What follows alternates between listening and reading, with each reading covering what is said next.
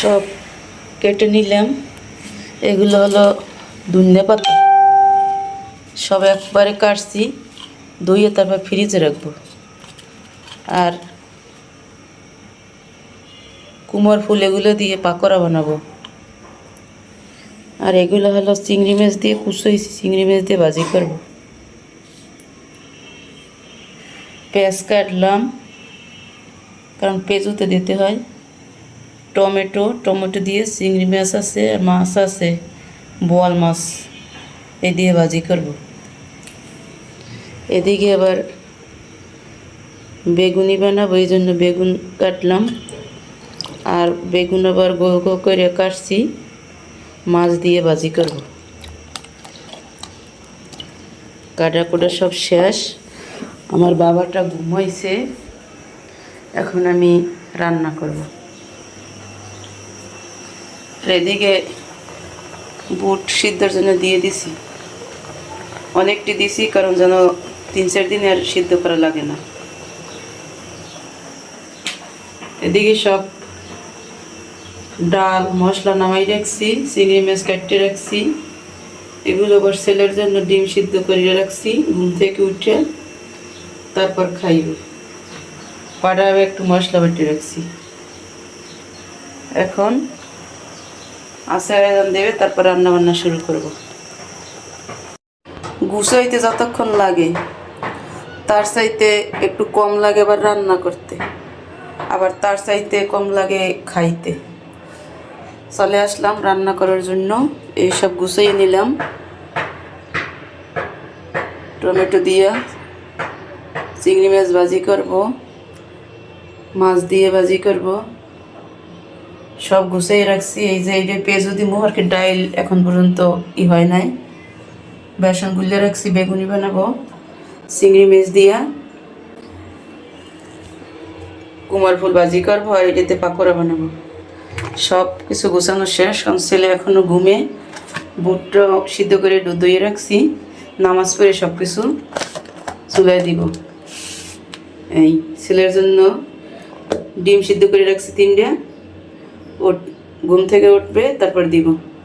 এখন যাব নামাজ পড়তে, কারণ ইবাদত হয়েছে বড়। তারপর হয়েছে খাবার দাবার, রান্না চুলায় দিয়ে দিচ্ছি। এখন এটাই দিব কুমড়ো ফুল, চিংড়ি মাছটা দিয়ে দিব। আমি হলুদ মরিচ মাখাইয়ে রাখছি। এই যে কষানো হয়ে গেছে, টমেটো দিচ্ছি 4 পিস। এখন আমি কুমড়ো ফুলগুলো দিয়ে দিব। এদিকে দিচ্ছি এবার টমেটো ভাজি করবো চিংড়ি মাছের সেটা। এখন ফুলগুলো দিয়ে দিব, ধুয়ে রাখছি ভালোভাবে, এটা আবার পোকা থাকতে পারি।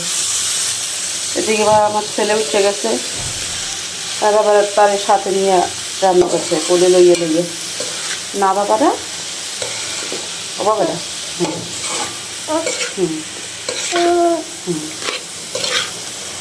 কুমড়ো ফুল দিয়ে বড়া বানাইলে অনেক মজা হয়।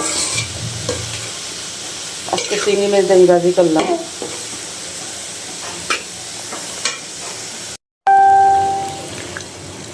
সময় শেষ, সন্ধ্যা প্রায় হয়ে গেছে, ইফতারের টাইম হয়ে গেছে। তাড়াতাড়ি তরকারি একটা চুলেগুলো উঠাইয়ে তারপর দিছি, কারণ গ্যাস কম হয় না। পেঁয়াজু দিছি, ইফতার বানাইলে এখন পেঁয়াজু বেগুনি বানাইলে। এদিকে টমেটো চিংড়ি মাছ এটাও প্রায় হয়েছে। এখন ধনিয়া পাতা দিয়ে তারপর উঠেই ফেলাবো।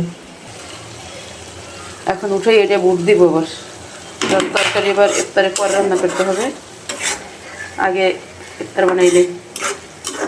আমার ছেলে এবার উঠে গেছে, এই জন্য আবার দেরি হয়েছে বেশি। গ্যাসই নেই মোটে। পেঁয়াজগুলো হয়ে গেছে, এখন উঠাই নিব। তারপর আবার বেগুনি আছে, বেগুনি ভাজি করবো। আলুর চপ বানাই, এগুলো কালকের ছিল, গরম করবো। কারণ আমার আলুর চপ বেশি পছন্দ না, প্রথম রোজায় বানাইছি সেগুলো এখনও আছে। কারণ আমার আলু থাকলে আবার আলুর চপগুলো খায়, কিন্তু আমার আলুর চপ অতটা পছন্দ না। আমার কাছে পেঁয়াজু আর বেগুনিটাই বেশি ভালো লাগে। আজকের পেঁয়াজগুলো বেশি সুন্দর হয়েছে।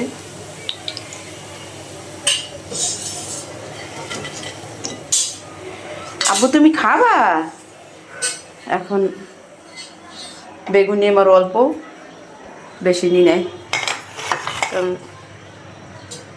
4-5টা নিচ্ছি। আলহামদুলিল্লাহ, একটা সময় আমি বেগুনি ভাজতে পারতাম না, হইতো না, ফলতো না। আলহামদুলিল্লাহ এখন আমার বেগুনি একেবারে দোকানের মতো পারফেক্ট ফুললে উঠছে।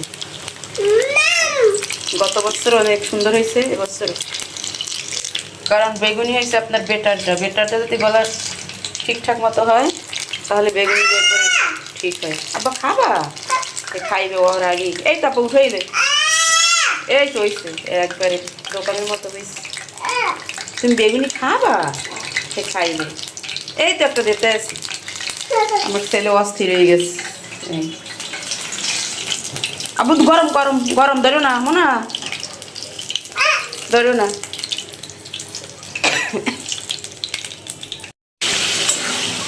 ইফতার বানানো শেষ, এখন বাকি আছে বুটটো, তা দিয়ে দিচ্ছি চুলায়। এদিকে সময়কাল হয়েছে, মনে হয় প্রায় জলই নিয়েছিল। কেমনে রান্না করি, এমনি দুপুরবেলা গ্যাস থাকে না, আর এখন রোজার সময় আর বিকেলবেলা গ্যাস থাকে না, এমন অবস্থা।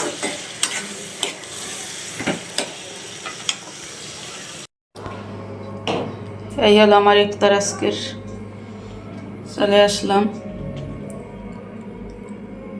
তরমুজ কাটার সময় পাই নাই, খাইয়ে লই তারপর